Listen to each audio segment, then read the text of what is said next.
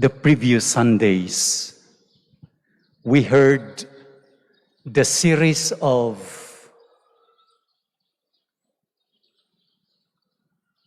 Gospel pericope talking about Jesus as the bread of life. The whole of chapter 6 of the Gospel of John talks about this. Jesus claiming as the bread of life. And he said that if you will not receive me, you will not have life in you. If you will not take me and my teachings, if you will not eat me, you will die.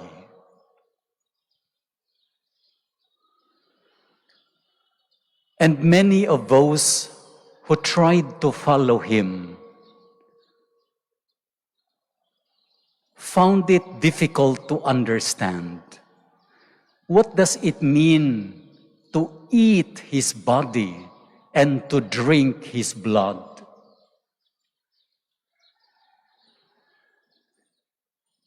What does it mean when he said,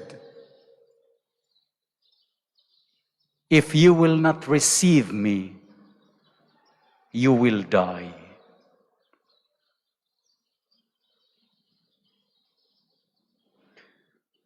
And because of this difficulty, John, in his gospel, tells us that many of those who tried to follow him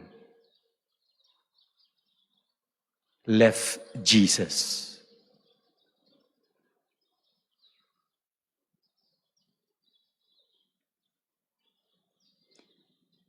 There is something that this incident can teach us, especially in our life of faith and even in our human relationships. In life, there always comes a moment of crisis.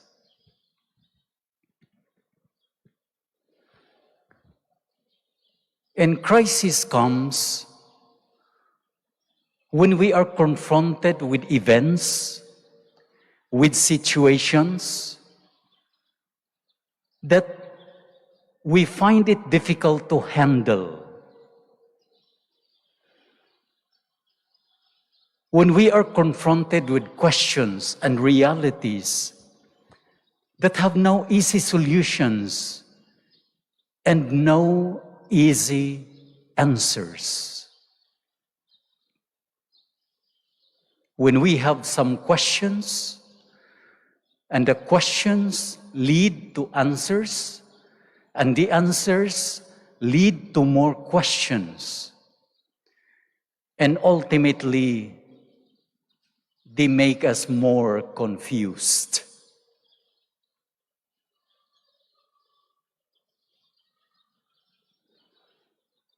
Even in friendships, we experience moments of crisis.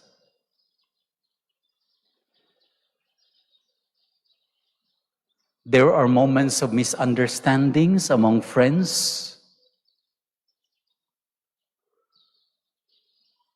And at times, we ask the question, will I still continue to be a friend to this person?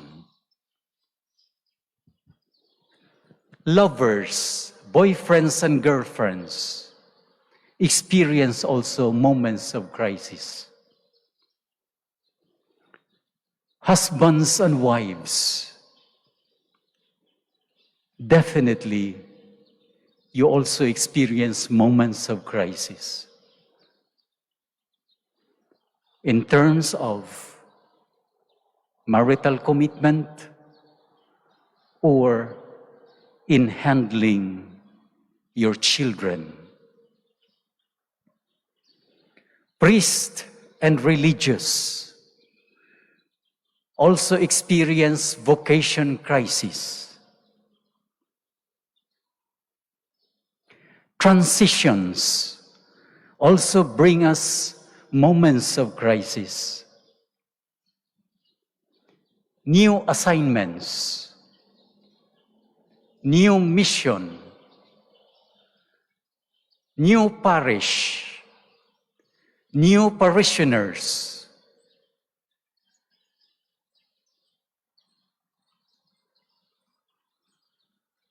A member of a family going abroad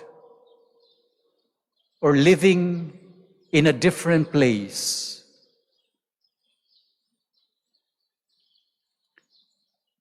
Deaths,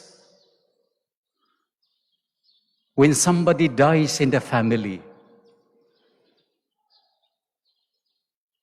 that creates a crisis, especially when the one who dies is a mother, is a wife.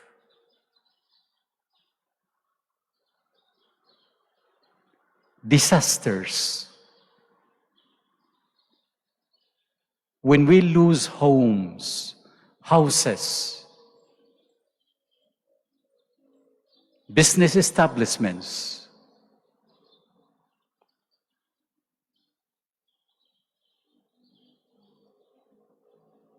graduations. Apparently, it's a joyful moment, but it is also a moment of crisis. After graduation, you will not be receiving your allowance anymore. You have to find job.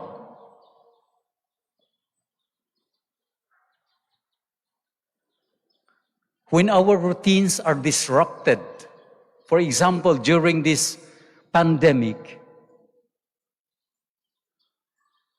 from always on the go, always moving, to staying at home, that is difficult. If we used to travel to other places, and because of the pandemic, we stay put. Our movements are limited. When we have physical disabilities, before we used to be very active, and now the person is paralyzed. That creates a crisis moment.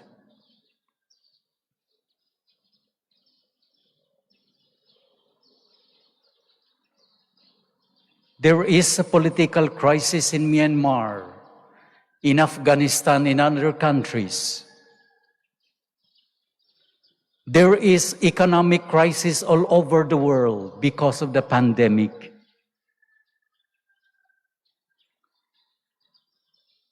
Haiti is having a crisis now after a 7.2 earthquake.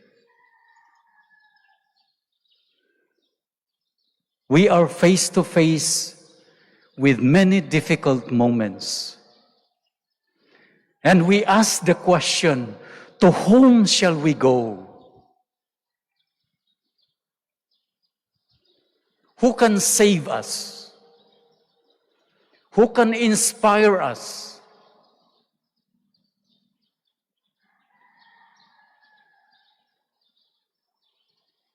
Who is this person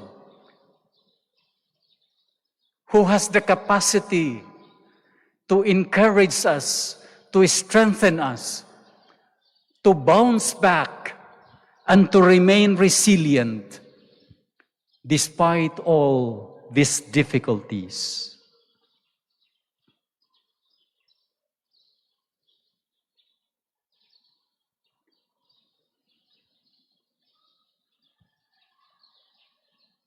The people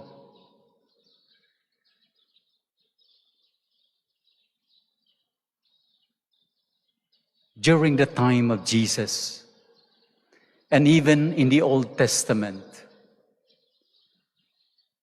were also experiencing moments of crisis.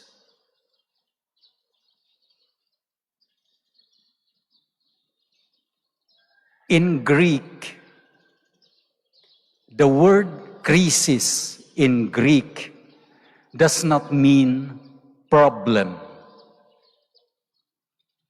The original meaning of the word crisis in Greek does not mean problem. Crisis in Greek or in English, crisis or crisis, means turning point. It's a turning point.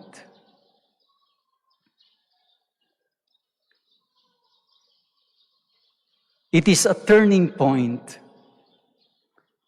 because once the person is face to face with a crisis, the person is forced to explore possibilities, options,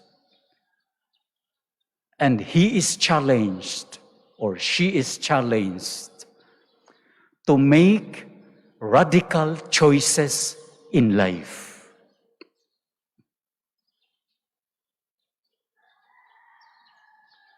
The person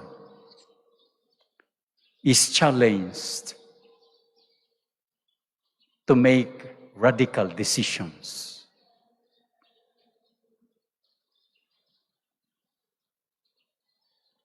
And from the perspective of our faith, crisis is not something bad. As a turning point, it brings something good in us. Crisis brings out the best in us, the best in every one of us, the best in every institution.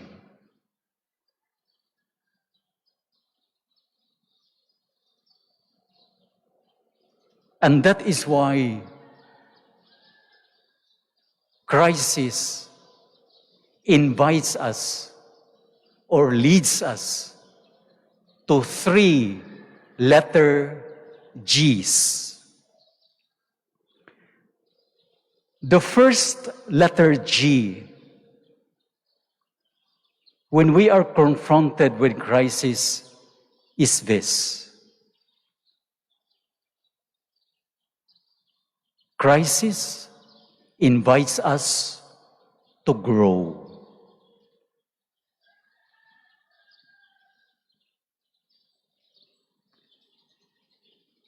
It invites us to grow.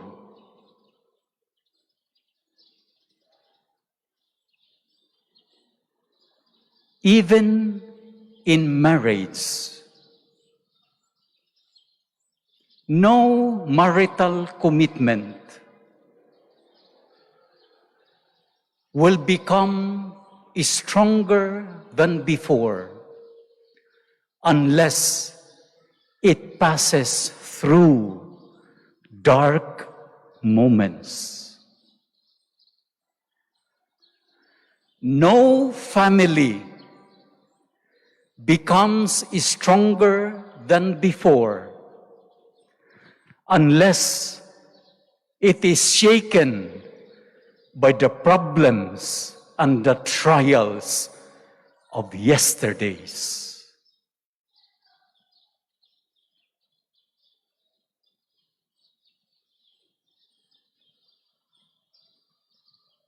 The first 3 centuries of Christianity were centuries of persecution, where to be a Christian was considered to be a crime. And Christians were persecuted to the point of death. But in these years of persecution, this was also the time where the church produced hundreds and thousands of martyrs and saints.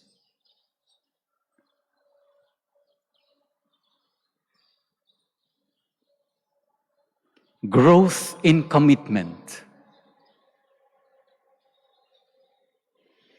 and crisis makes us expand our horizon in life.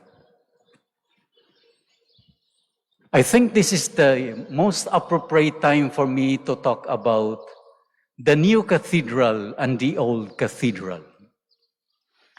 When I arrived here, I received some complaints about the erection of this new cathedral. And it seems that the old cathedral is being set aside. I have met a number of groups who ask to have audience with me, and I listened to them attentively. And they said, "Bishop, we want the old cathedral to remain there. We were baptized there. We were married there. We were confirmed there. That cathedral is so meaningful to us." And I said, I really understand that.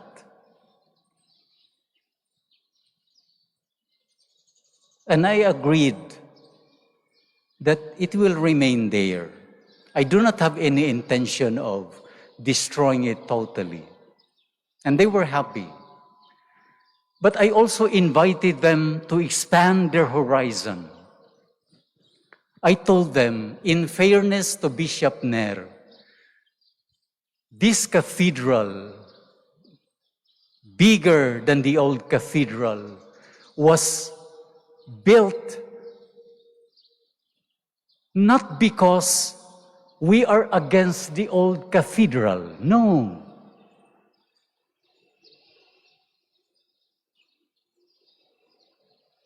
Structural engineers told us that we cannot continue to gather in a big crowd at the old cathedral because of the structures that are becoming more weak this time, and it is not safe.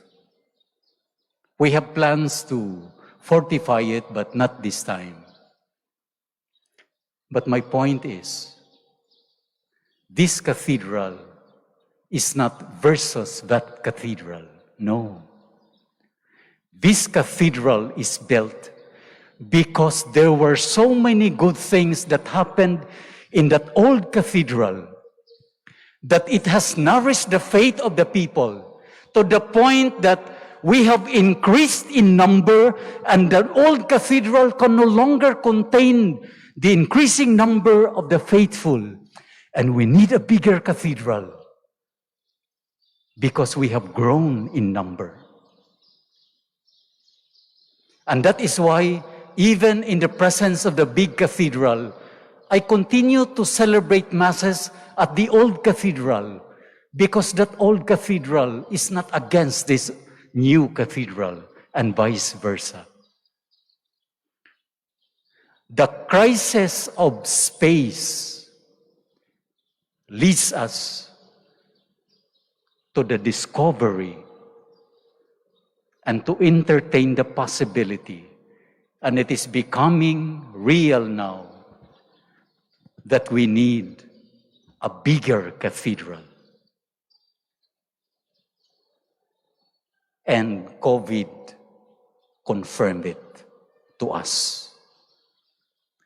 On September 20, there will be a diaconate ordination for the 3 candidates that we have. And on September 23, we have ordination to the priesthood for our 4 candidates. This gathering requires a wider space.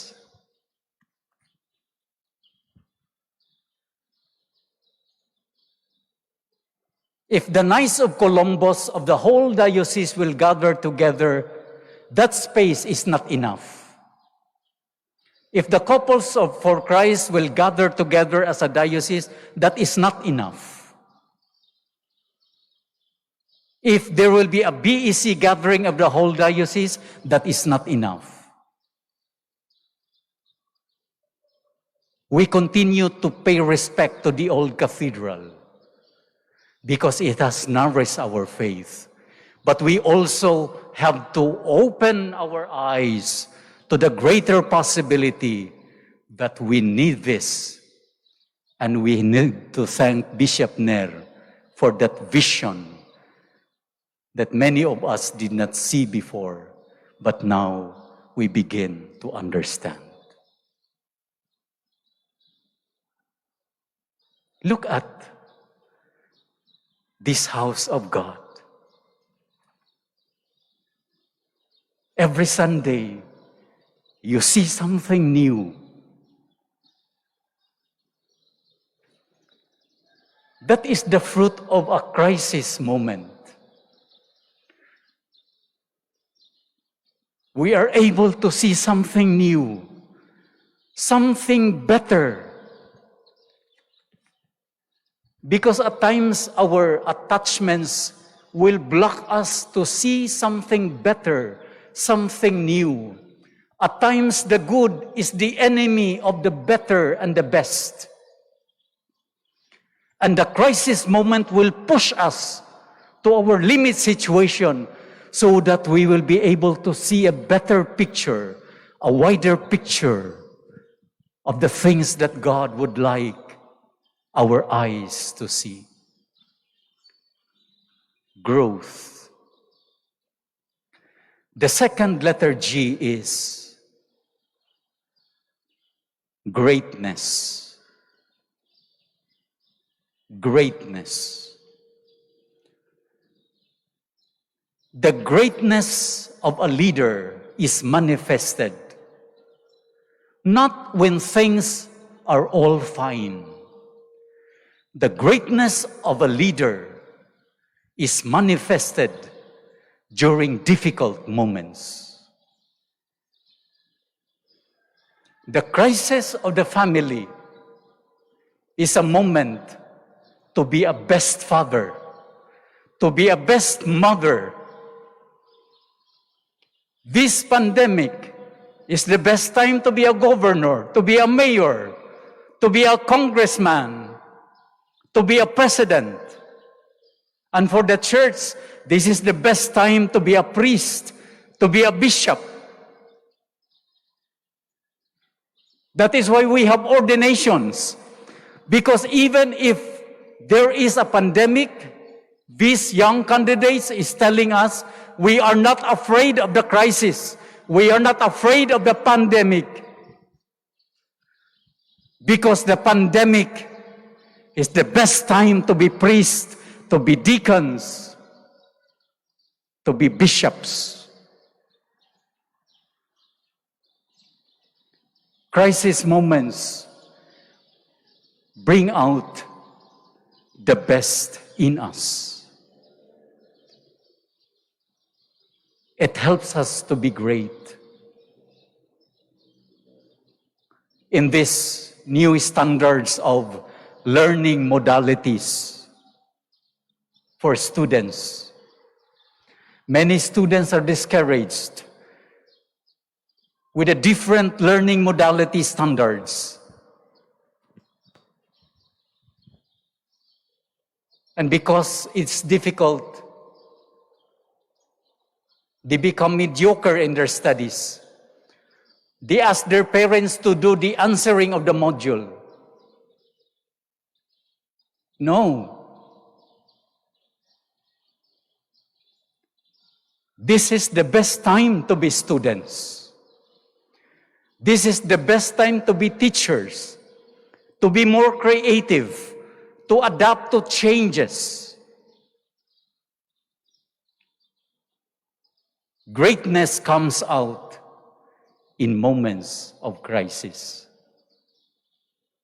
Growth, greatness, and the last letter G is godliness. Godliness. When we could no longer understand what's going on around us, when all our questions find no answers. When all our hard work and efforts seem to be in vain and not making any difference anymore, these moments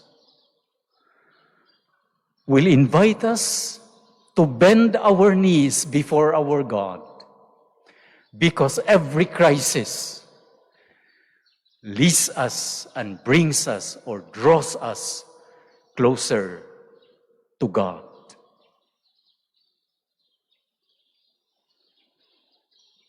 That is why we come here. We gather every Sunday. We gather every day around the table of the Lord, because we would like to be like Joshua in the first reading and Peter in our gospel reading. In the midst of crisis, the Lord will ask us, will you also leave me? If you cannot understand your life, will you leave me? Will you stop praying for me or with me and to me?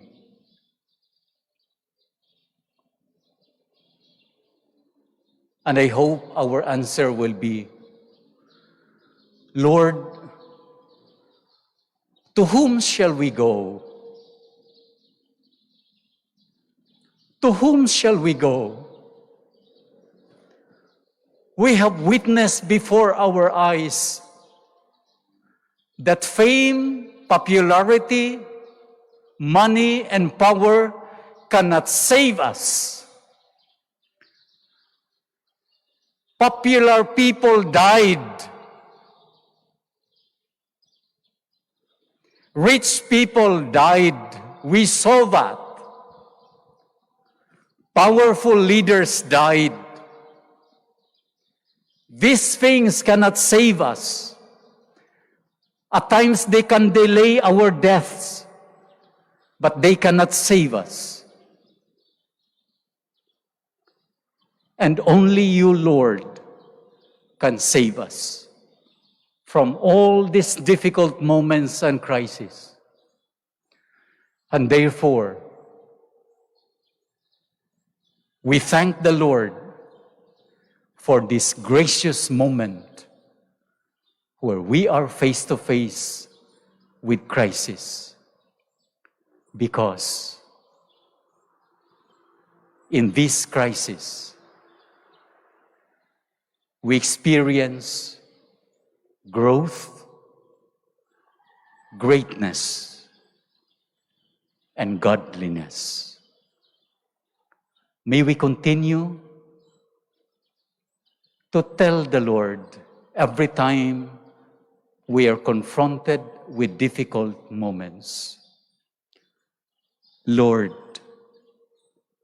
to whom shall we go?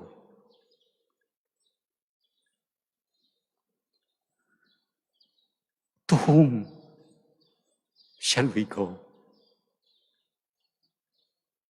Please, do not abandon us in this difficult moment of our history as a people.